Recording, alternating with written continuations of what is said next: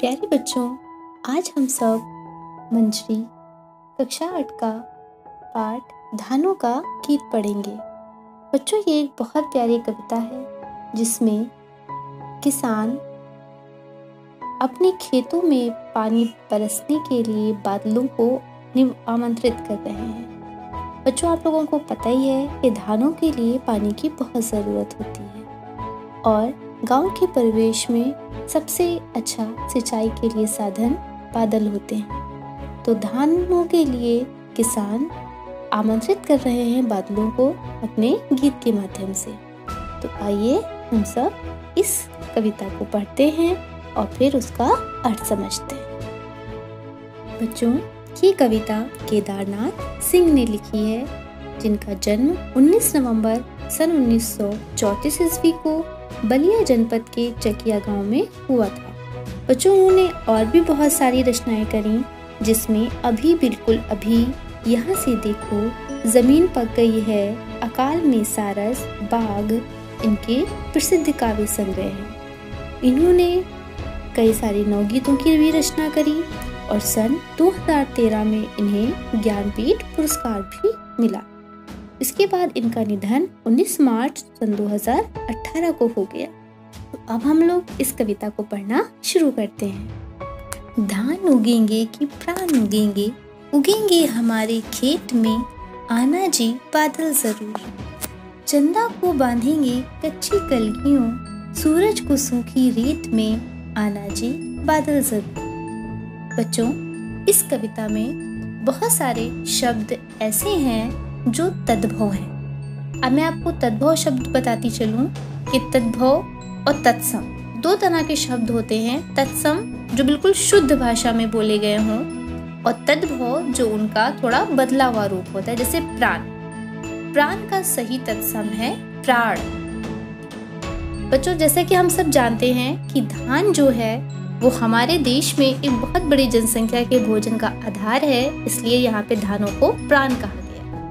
तो किसान बादलों को आमंत्रित करते हुए कह रहे हैं कि बादलों, हमारे खेतों में धान उगेंगे जो हम सबके भोजन का आधार है, हमारे प्राण हैं, इसलिए तुम हमारे खेतों में वर्षा करने के लिए जरूर आना। चंदा को बांधेंगे कच्ची कलगियों, सूरज को सूखी रेत में, आना जी बादल जरूर। बच्चों, कलगियों में होता है धान की कोमल बालियां, और चंदा भी तद्भव शब्द है जिसका तत्सम होता है चंद्रमा। तो यहाँ पे कवि कहते हैं कि हम चंद्रमा को जो कच्ची धान की कोमल बालियां होंगी उसमें बांधेंगे, और सूरज जो है वो खेत की सूखी रेत में चमकेगा। तो बादलों, तुम हमारे खेतों में वर्षा करने के लिए जरूर आना। बच्चों, यहाँ पे मैं आपको एक बात बताऊं कि इस पूरी कविता में मानवीकरण अलंकार का प्रयोग किया गया है। जैसे यहाँ पे बादलों को एक मानवीय व्यवहार का रूप दे रहे हैं। जैसे हम अपने घर में किसी को निमंत्रण देते हैं, उसको बुलाते हैं अपने घर में जब कुछ काम होता है, तो इसी तरह से किसान जो हैं बादलों को एक व्यक्ति का रूप दे रहे हैं कि तुम लोग हमारे यहाँ वर्षा करने के लिए जरूर आना। तो ऐसी कोई भी काव्य जिसमें किसी भी प्राकृतिक वस्तु को मानवीय व्यवहार के रूप में दिखाया जाता है, वहां पर मानवीकरण अलंकार होता है। अगला पद्यांश है, आगे पुकारेगी सूनी डगरिया, पीछे झुके वनवेद, संझा पुकारेगी गीली अंखड़ियां, भोर हुए धनखेत, आना जी बादल जरूर। धान कपेंगे कि प्राण कपेंगे, कपेंगे हमारे खेत में, आना जी बादल जरूर। अब जैसे मैंने मानवीकरण अलंकार आपको बताया, तो यहाँ पर सूनी डगरिया, डगर कहते हैं जो खेतों में किनारे किनारे पतले रास्ते बनाए जाते हैं चलने के लिए, वो डगर कहलाते हैं।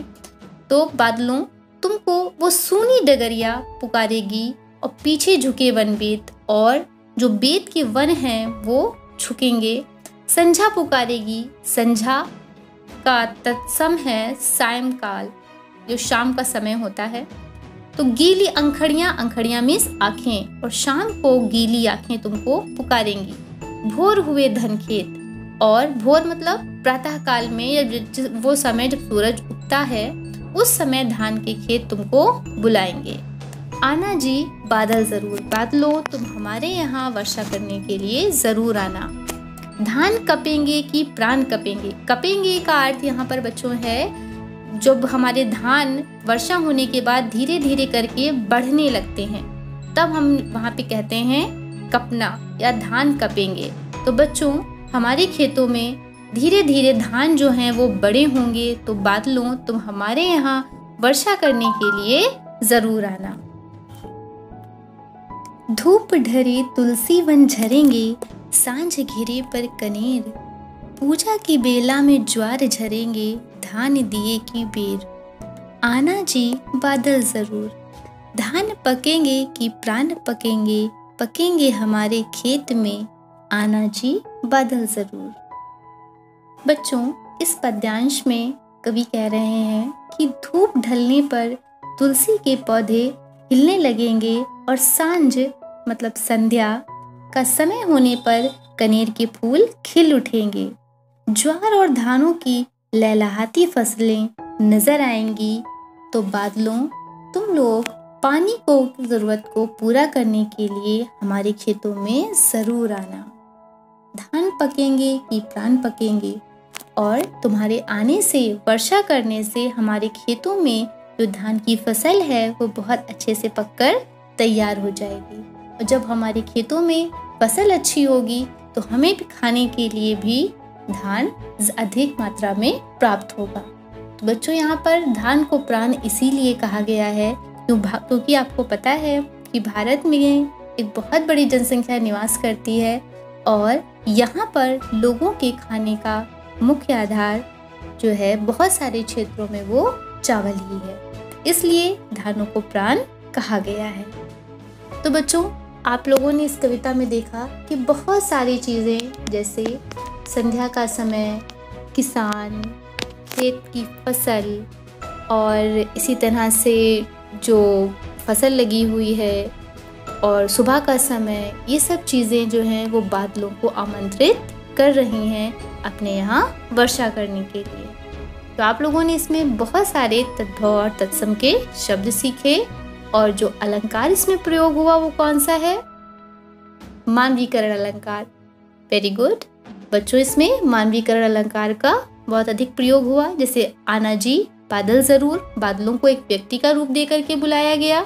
इसी तरह से संध्या पुकारेगी, जो संध्या का समय होगा वो पुकारेगा, तो संध्या को पुकारेगी यानी कि संध्या को एक युवती का रूप या महिला का रूप दिया गया है।